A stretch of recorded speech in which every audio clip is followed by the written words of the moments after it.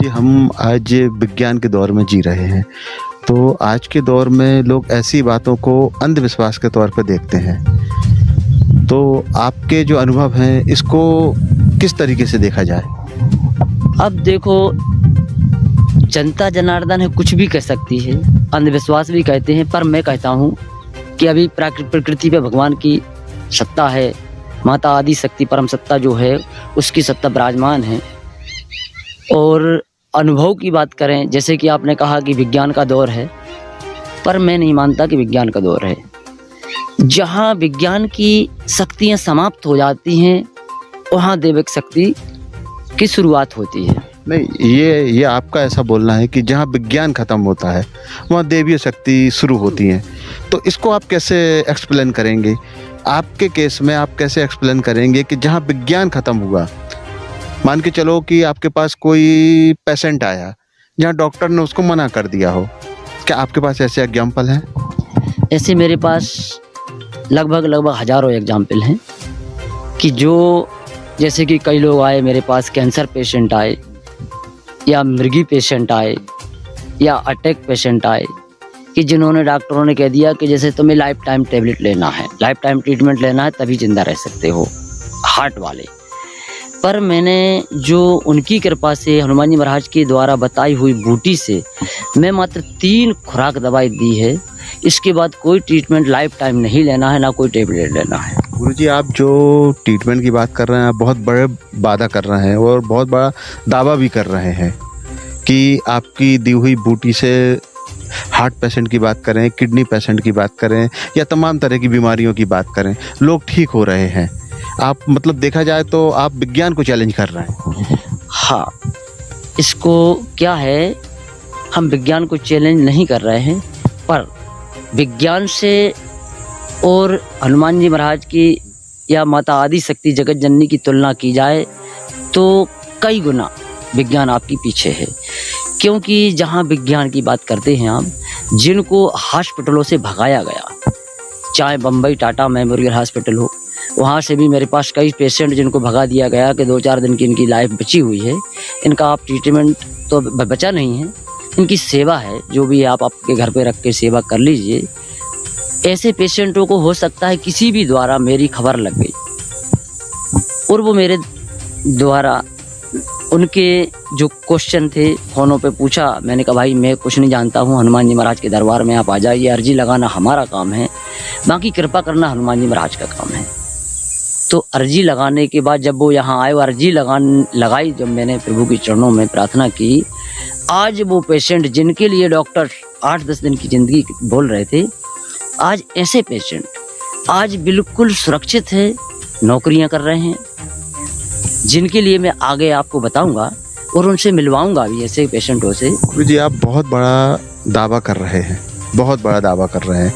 आप Tata memorial hospital से जिस पेशेंट को डॉक्टर ने घर ले जाने का बोल दिया, उसको आप ठीक करने की बात कर रहे हैं।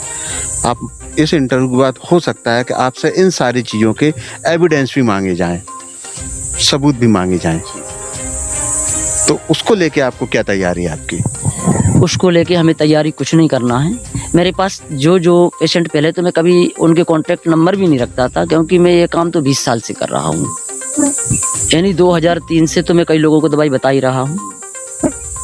फिर मैंने उस दवा को जब अरेंज नहीं हो पाती लोग बागों के लिए, तो फिर मैंने उसका उपाय ये ढूंढा, मैं ही अपनी तरफ से दवाई तैयार करके देना शुरू कर दिया।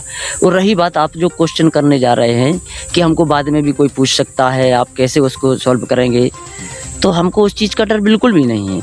क्योंकि हमारे पास जो है, जो पेशेंट जो हमारे दरबार में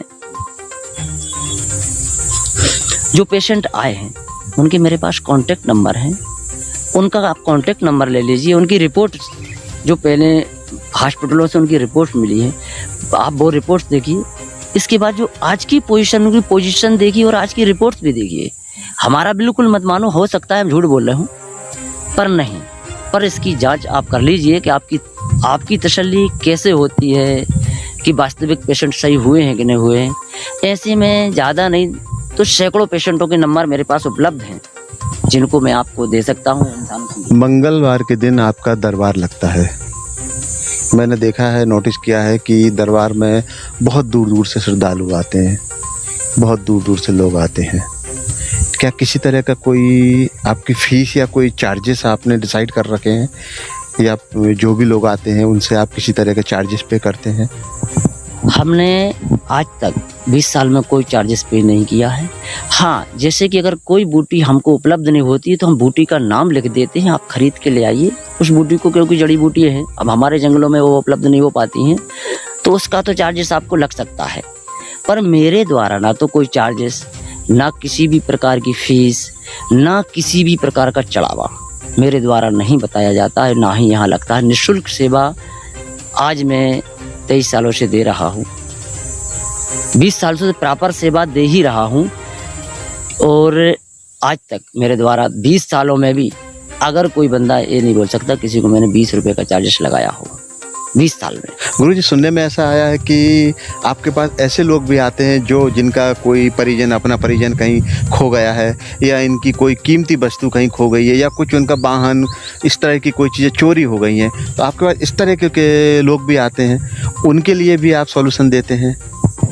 सॉल्यूशन हमारे पास तो कुछ भी नहीं है, पर ये है कि जैसे हमारे पास कोई आया बंदा, हमारी ऐसी चीज़ खो गई है, हमारा पशु खो गया है, कोई वाहन खो गया है, तो हम उसकी अर्जी हनुमान जी के चरणों तक भेजते हैं, प्रार्थना करते हैं कि हे भगवान, हम 3 दिन की बोले देते हैं, 8 दिन की बोले देते हैं, इतने के बीच में इनका सामान इनको मिल जाना चाहिए।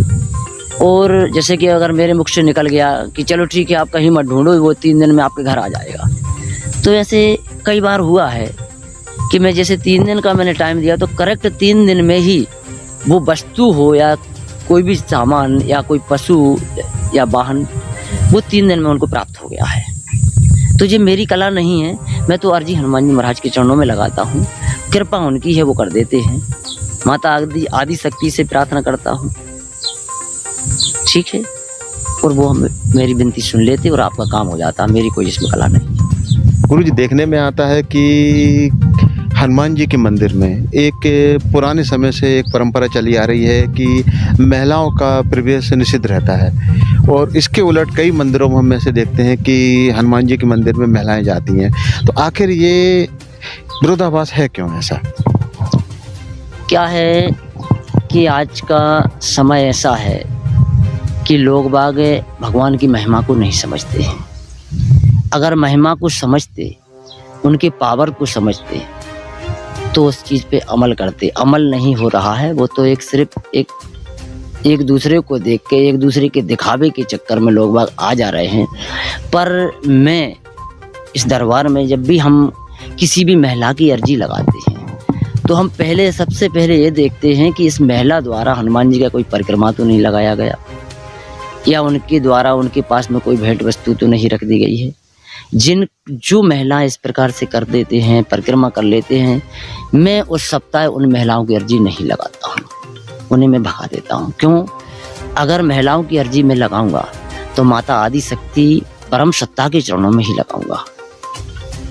हनुमान जी के दरबार में सिर्फ मैं अर्जी लगाता हूँ, पुरुषों की अर्जी लगाता हूँ, नारियों की अर्जी जो भी है माता आदि शक्ति बैठी हुई हैं, वो उनकी पुकार वो सुनते हैं, उनकी अर्जी स्वीकार वही करते हैं।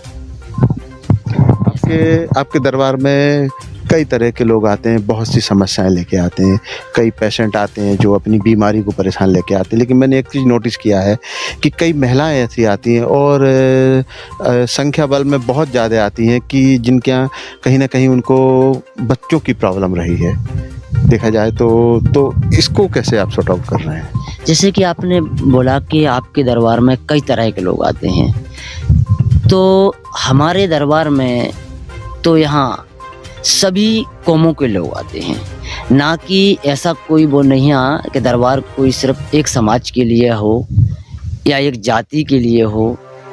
मेरे पास तो सभी समाजों से, हिंदू, मुस्लिम, सिख, ईसाई, सभी समाजों के लोग व्यक्ति आते हैं।